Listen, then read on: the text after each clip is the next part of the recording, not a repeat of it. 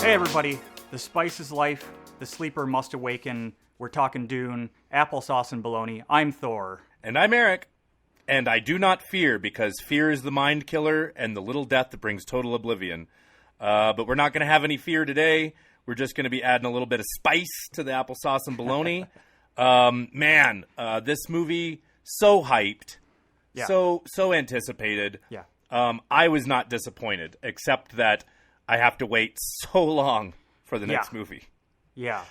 That's, if you've been following along, if you're a fan of Dune, they did announce that it is getting a sequel, possibly a trilogy, but it was just greenlit. So that means it's not even scheduled yet. It's not shooting yet.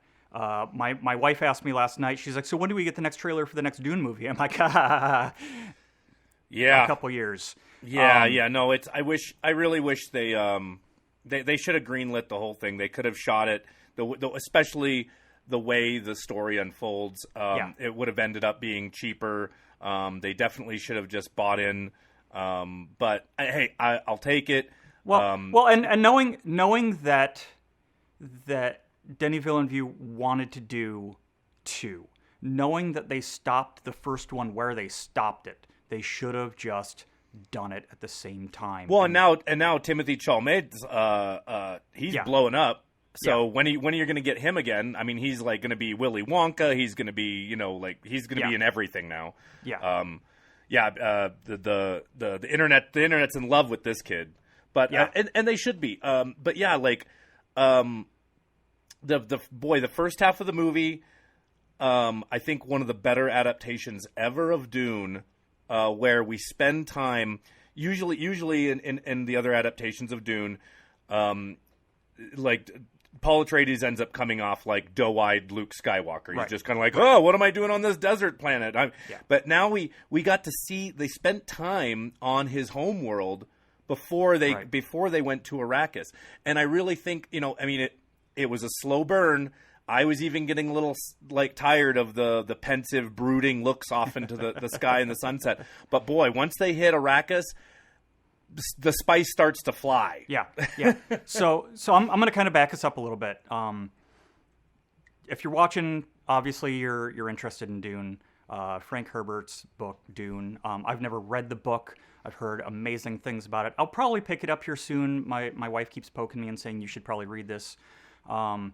So one of the better and more readable early science fiction books.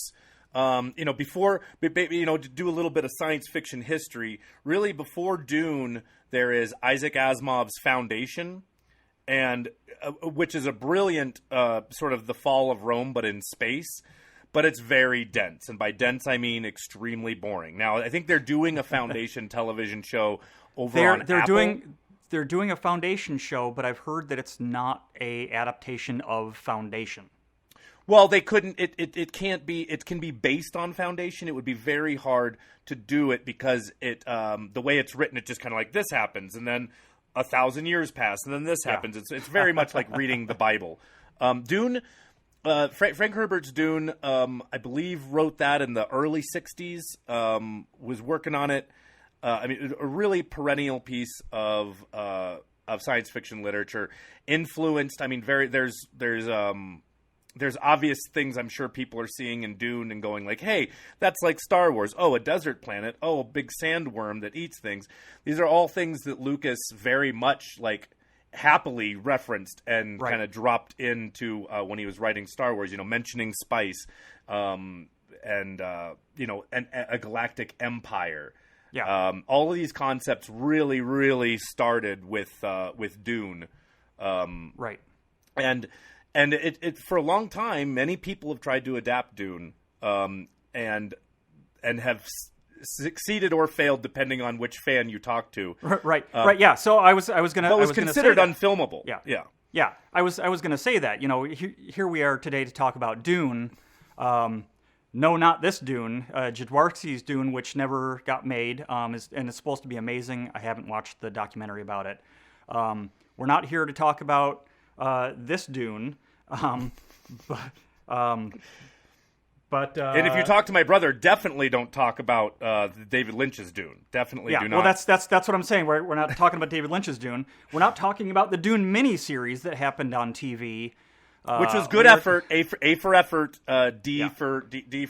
But again, they didn't have the. You really needed today's special effects to really make Dune possible, because it is so big. I mean, we're talking planet-wide. I mean, and again, one of my few criticisms about the movie is there's parts of it that kind of feel rushed, and which is crazy if you haven't read the book. It was a very slow movie already. Exactly. Exactly. But it needed to be. It really needed to be, and they needed to take that. I mean, in my opinion, the first half of the movie could have been its own movie, and then the second half, when the Harkonnen clan comes in and wipes them out, that could have been a whole second movie. You could have done a whole the Battle of Helm's Deep could have been your end of the second half of this movie. But the stuff to come, the stuff that they're making us wait for, I mean, I was so happy that we got to see one worm rider, like one sandworm rider. Because I thought I was going to see it, and then she got stabbed in the back. I was like, oh, I was like, oh, here we go. We're gonna watch somebody ride a sandworm, and then nope. But, no, and it is funny, because I was talking to somebody about it that hasn't watched it yet, and they never watched any of the other ones, but they've read the books, and they're like, cool. Well, where does this one leave off then? And I'm like, well.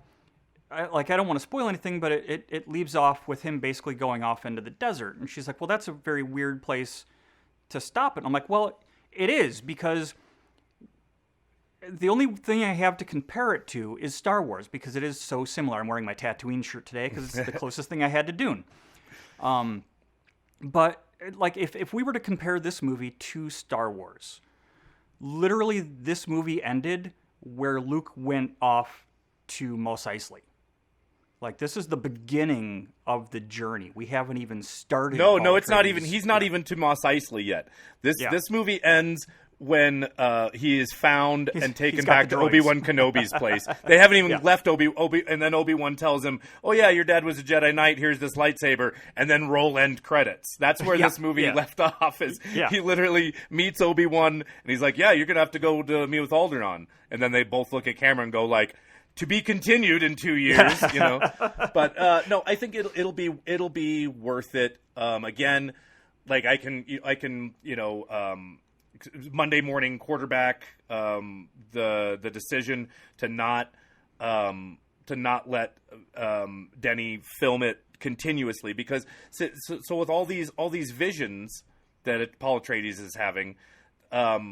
They could have done a lot more of that, and had you already shot the movie, because he does have spice visions. He sees the future, and so that it's not. They can get around it just by interpreting his dreams differently. They already did that in one point in this, where he sees Duncan's death, but it's slightly different, and even in the same movie, so we can get away with it, but still. Yeah, it just seems like, man, you've got Zendaya, you've got this great cast. It's going to be hard to get some of this cast back together. Now, obviously, Oscar Isaac, don't worry about it. And Jason Momoa, Jason Momoa, Oscar Isaac, Josh Brolin, Dave Bautista, Stellan Skarsgård. Javier Bardem, who was a surprise to me. I'd heard a lot of the names, but I was very excited when Javier Bardem came in as the sort of the desert veteran that they meet that brings them in. I can't remember his character's name, but it was really excited to see it. Just an all-star cast. I mean, Stellan Skarsgård as the Baron was amazing. He was so good. Yeah, so I mean, and we even get more David Dalmatian. We know him from Ant-Man. And from Suicide Squad. He's got a really fun career going on right now.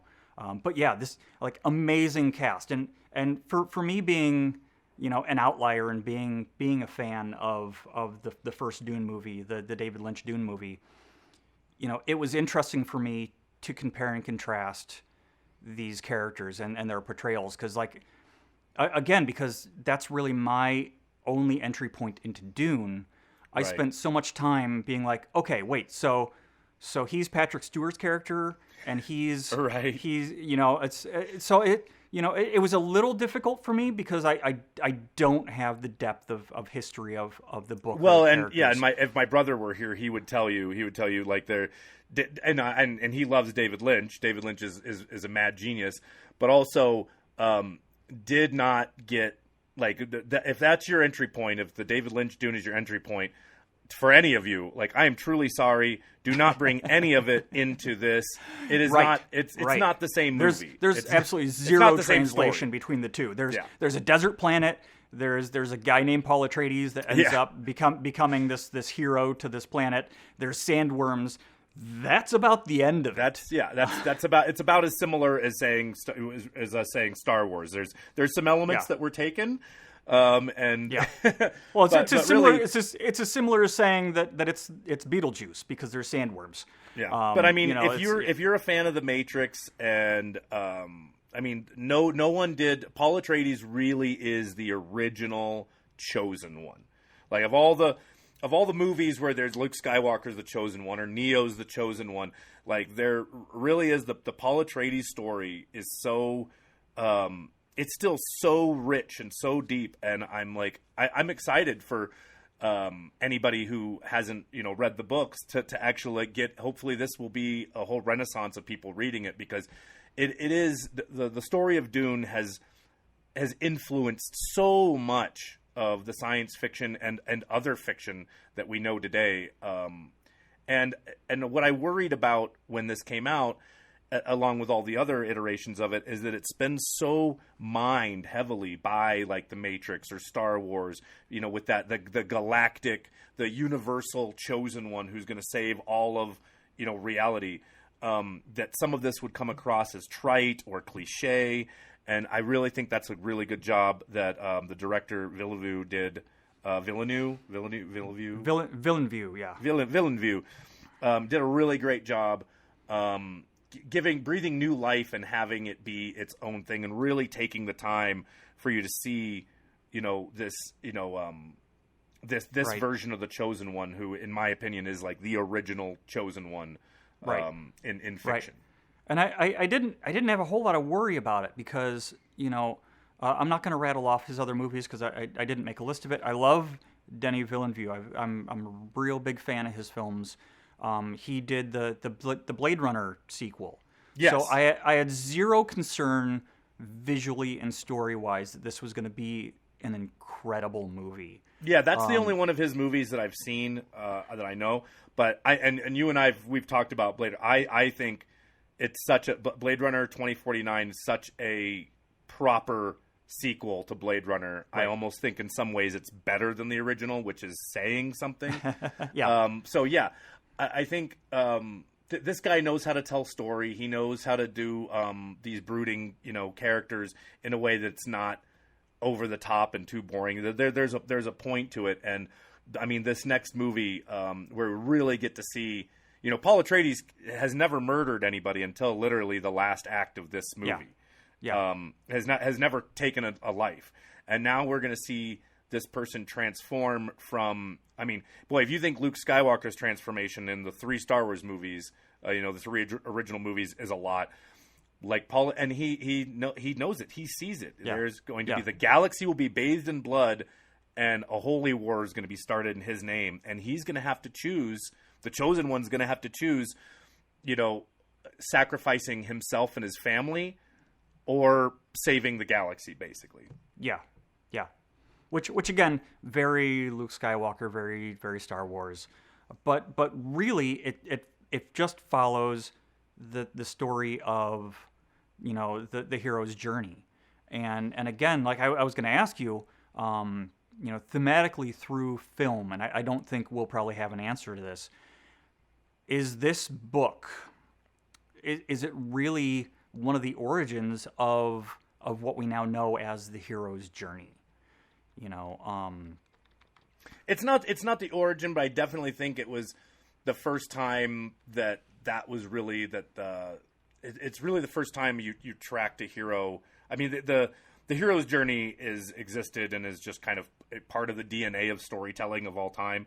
But in my mind, I can't really think. Maybe E. Doc Smith's Lensman, which is another unfilmable sci-fi series that came out around the same time as Dune.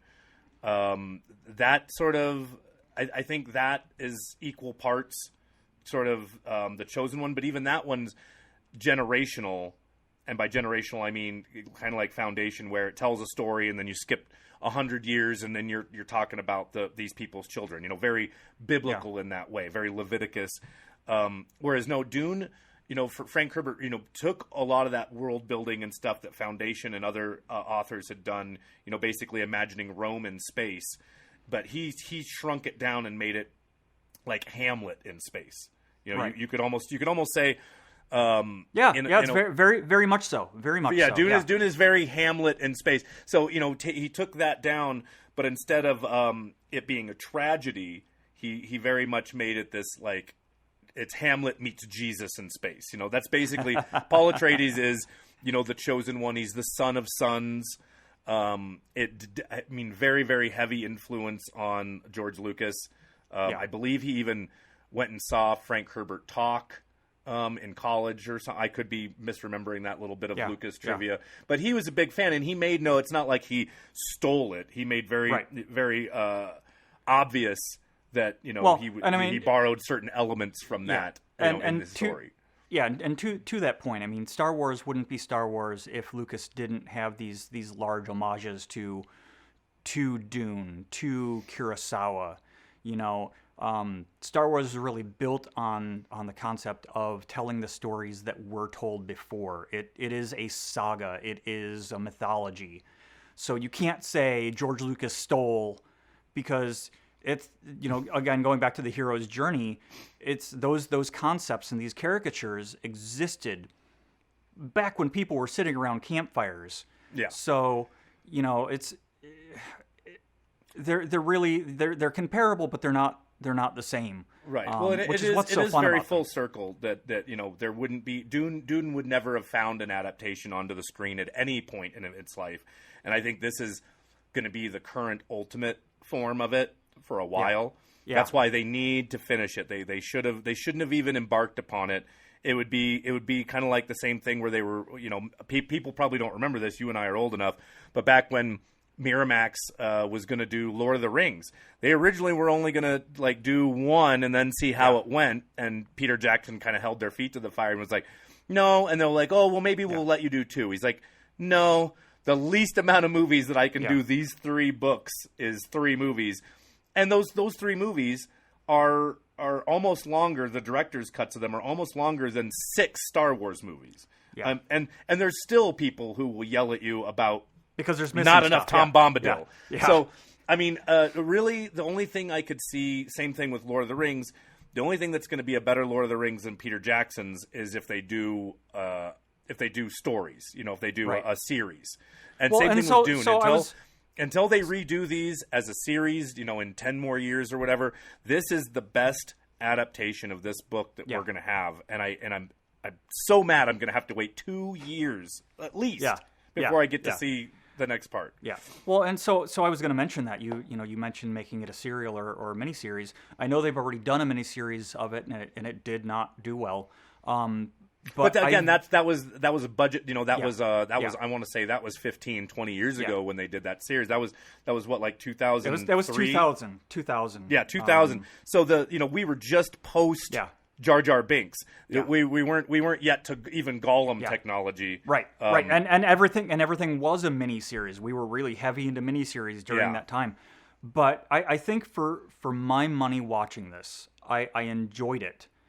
But I really felt like they should have, since it was still HBO, not that I wanted to see it on HBO TV. You know, I enjoy that it's a movie. I love the cinematic nature of it. I love the largeness of it.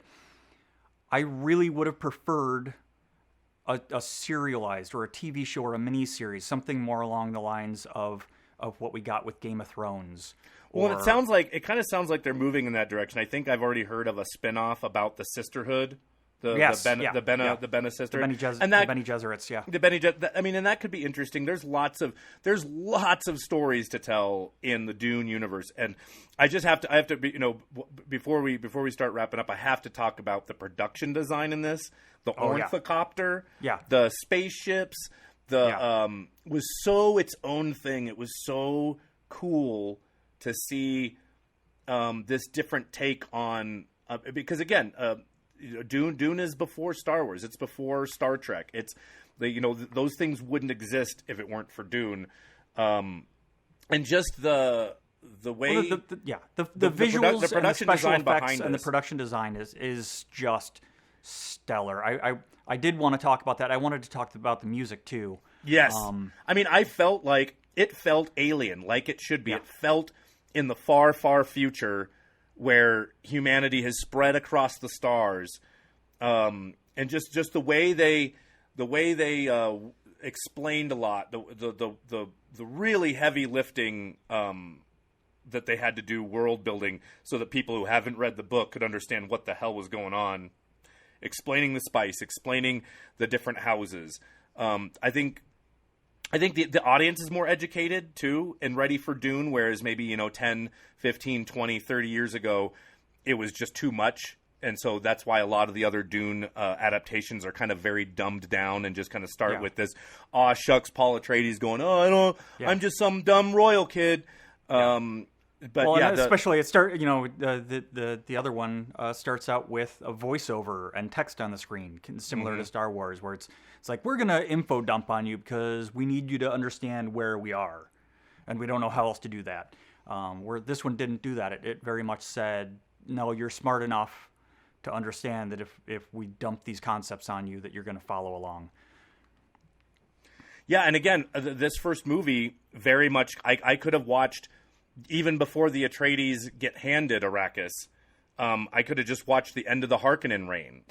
There's easily enough material in it just in the setup for the book before the story even starts, where you could have done a movie just about the Harkonnen reign, which I think would have been interesting. I would have loved to see more of Zendaya and some of the Fremen.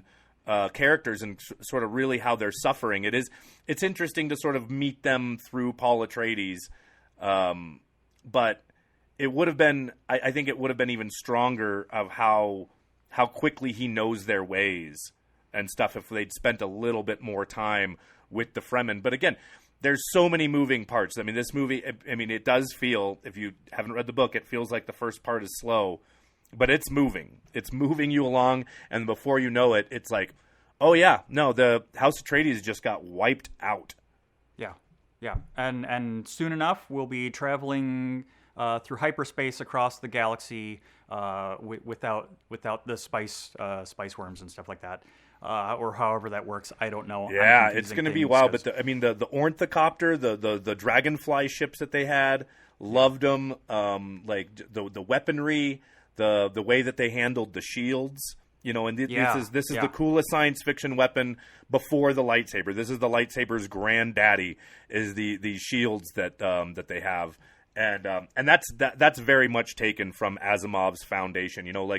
In the same way we were talking about George Lucas borrowing, Frank Herbert borrowed a lot from the science fiction that came before him, but what he did with it was because they had the concept of personal shields comes from Asimov's Foundation series, but the way people have been trying to. That's I think one of the big draws of doing Dune all these years is people like anybody who wants to do film wants to have their take on how these personal shields work, and I loved Villeneuve's his take on it was so cool. It was so cool, and very different from the blocky Tron-like shields that we get in the other one. It was super cool. I love the visuals. I love the music. I really loved music. I loved all of it. We're not going to spend any more time on it. We're out of time. That was the spice must flow. Yeah. I guess episode 1 of Dune, or however we're gonna track those. Well, now we have to keep doing this until the next Dune comes out, or I'll feel incomplete in my whole life. So see you in a couple years. Yeah. So I guess hang out. Stay in touch. We'll be back in a couple years with more Dune content. But until then, man, holy moly, we got to talk about. We're gonna have trailers coming out. We've got Eternals is right around the corner. Literally today, as we're recording it, is first opportunities here in the U.S. to see it. So we're gonna be on that. And you've got to talk about your Disneyland trip. So, a lot more coming down the pipe. Please like and subscribe. Give us a reason for living. And I'll see you next time. All right, see you next time.